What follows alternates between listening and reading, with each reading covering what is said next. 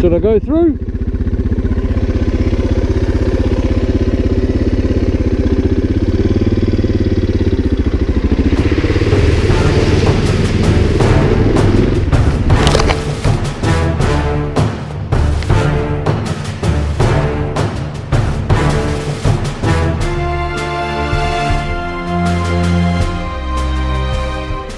Yeah, g'day guys, this is Dr. Sue. Thought since I'm going to be putting videos on YouTube of me on my bike, I may as well do a bit of a review on my bike. So this is not my bike, this is a 1998 DR650 that belongs to my dad. The reason I was showing you this bike is because this is the bike that I learned to ride motorbikes on, and it's also the reason that I bought a Suzuki DR650. And this is my Suzuki DR650. It's a 2014 model, and I've modded it quite extensively, and I'll run you through some of the stuff that I've done and why. So starting at the front, I've got a DSA Concepts front guard from Pro Cycle in the States. If you go on the internet and you have a DR650 and you look up the Pro Cycle website, I'm going to warn you right now that it's like drugs or something. Don't get sucked in. Like you won't be able to stop spending money. There's so much stuff on there. Yeah, it becomes like an obsession. Anyway, with that disclaimer, yeah, DSA Concepts front guard. I bought it because I think it looks the part. It has a more angular look than the big, flat, funky looking spade one that it came with. Coming around the other side here, different oil cooler guard. That's a J&S Engineering oil cooler guard. I thought that looked a bit better, and I started spending money, and to be honest, I couldn't stop. First thing I did though when I got the bike is I replaced the stock made of cheese handlebars and got myself some Pro Taper SE bars and some XL risers, which, yeah, they're a good handlebar. I recommend them. They're very comfortable. They put me in a good position while I'm riding. A Kirby's Rally Pro 2 hand bark busters, I think they're called. I like orange. I don't know. It's just, yeah, I like orange. I know it's not a KTM, but I like orange. Screens for bikes, Windscreen. I got that from Australia. I'm glad I did, because when you're riding down the motorway without a screen, there's a lot of you get a lot of wind like in your chest, and that takes a lot of it off. I made an extension out of some Perspex, and that takes a lot of buffeting off my helmet. I found once I put the screen on, I got a lot of wind buffeting on my helmet, but that seems to have fixed the problem. Took a bit of trial and error, but you know, I'm a Kiwi, I like to, you know, make my own shit. Yeah, mounted it on there with GoPro mounts. There's no real problems that GoPro mounts can't fix, so yeah, it's on there pretty solid. It's really good, and it's adjustable, and I can take it off if I want, which is awesome. A Kirby's 25 litre tank, or 20 litre tank, maybe it's, I'll say it's a 25 litre tank, that sounds better. They threw that in when I bought the bike. I bought it new. Moving along, Sergeant regular seat, highly recommended.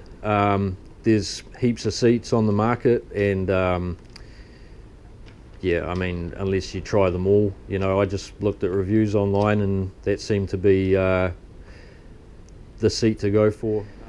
Anybody who's ridden a DR650 for any length of time knows that it's like sitting on a plank of wood. You know, it's like the engineers thought it's a dirt bike, hey, we'll make it uncomfortable. It's not a dirt bike. It's sort of a dual sport adventure bike, and you want to ride it, you know, if you've got a big tank like I have, you want to ride it for a long period of time. It's sort of a limitation of the design that you had to stop and get petrol and let your ass not be sore after a while. Having got the seat, I can honestly say with the Sergeant seat on there, I can ride this thing all day and not have to get gas, and my ass doesn't get sore. So anywho, yeah, I got the rear rack, B&B rear rack luggage plate. I made up, well, I got this Pelican case, this IM 2600 Pelican case, and if you've got a B&B luggage rack, it's got funny angles and shit, so I was like, how do I mount that onto the luggage plate? So what I did was I fabricated up some mounts.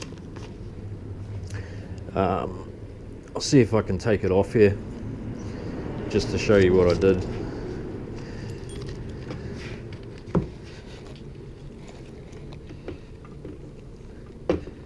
It's just a lock off a gate or something, I don't know, had it in the shed. Okay, so yeah, just made up some mounts, stainless steel, marine grade stainless steel. I try to make all the bolts on the bike stainless steel because, you know, you don't want them rusting. Yeah, and just yeah, just drilled the plate, put some bolts on there with some sleeves, aluminium tube which I cut down, made some sleeves, nyla bolts on the bottom, and then yeah, made up this piece here that just, you know, that locks into there, and yeah, seems to work pretty good.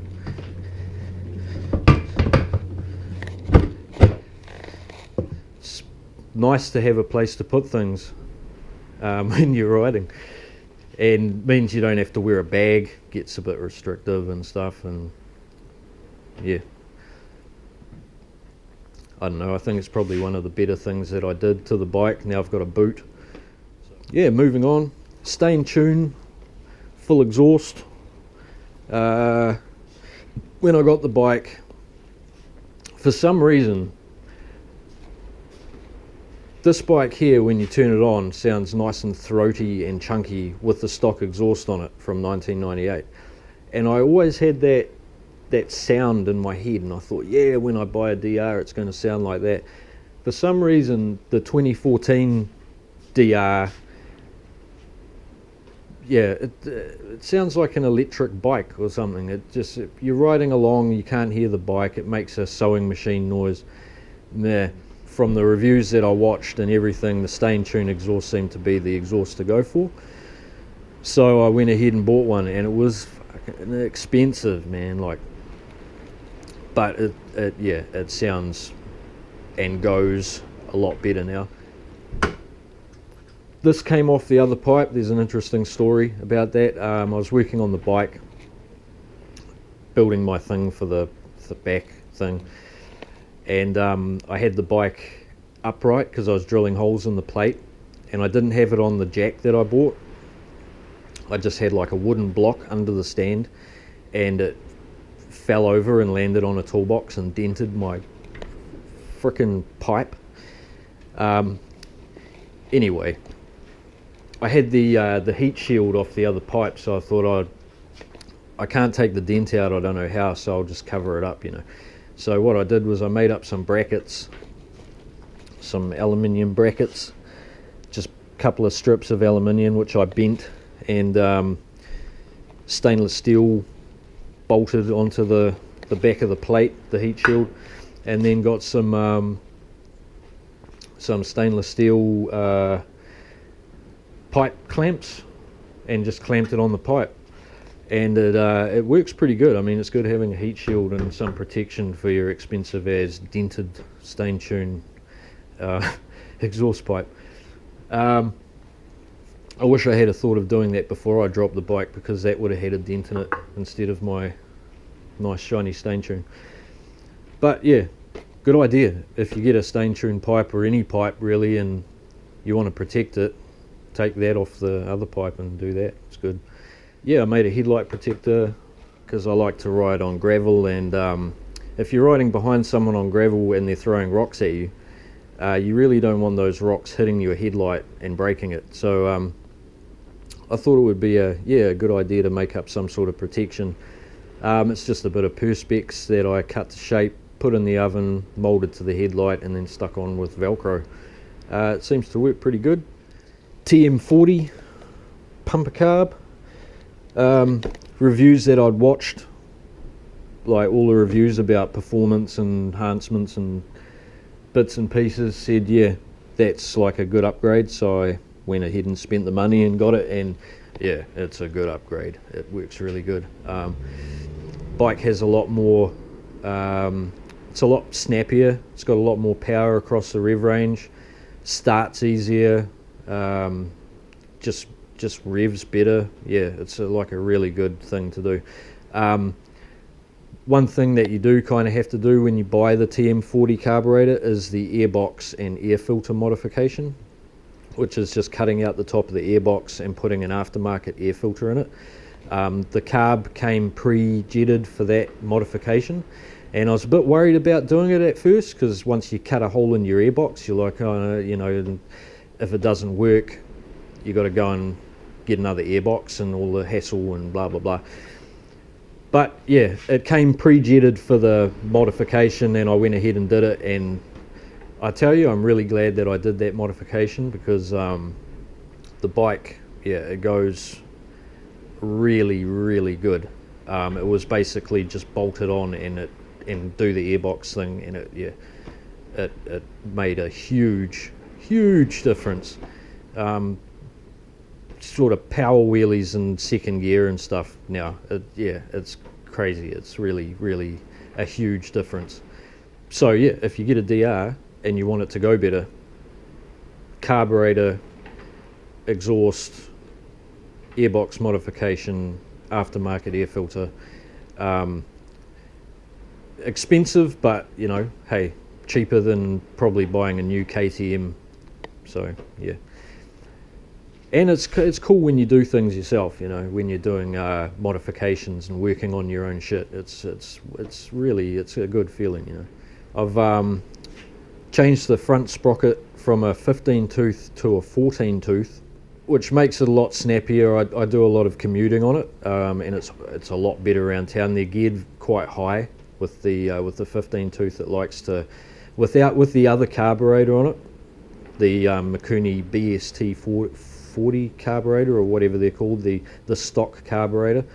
Low revs, it got very lurchy and chuggy and like to stall quite a lot. And I mean, maybe it was just my noob riding, but yeah, now that carburetor's on there, you can let out the clutch in first gear and not have your hand on the throttle at all, and it'll just, for a big single, and it just rolls away.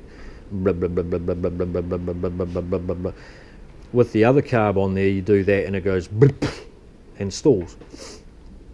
So yeah, I'm really happy with having spent the money on the carburetor. I like to tinker and do stuff myself. You know, I'm not a mechanic or anything, but I like to work on stuff. And if you like to work on stuff and tinker and stuff, then this bike is, I mean, it's so simple and bulletproof, you know, really. And like I said, my dad has had this bike here for 18 years, and he changes the oil every now and again. It's kind of one of the reasons that I got a DR650, because if his has been going for 18 years with no real major mechanical issues at all, 18 years with, yeah, it's sort of a no-brainer, really. Yeah, so I suppose I'll turn it on and let you hear what it sounds like. I would do a sound comparison, but I don't have the key and I can't turn that one on, so let's turn this one on.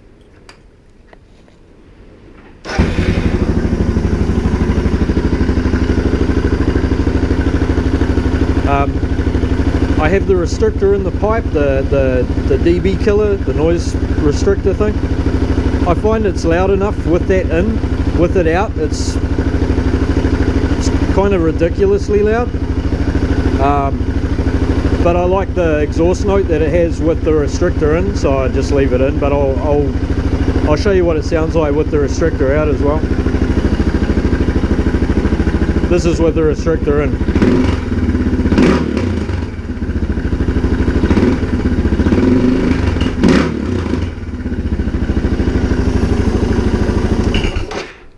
I'll take the restrictor out. Yeah, right, this is with the restrictor out.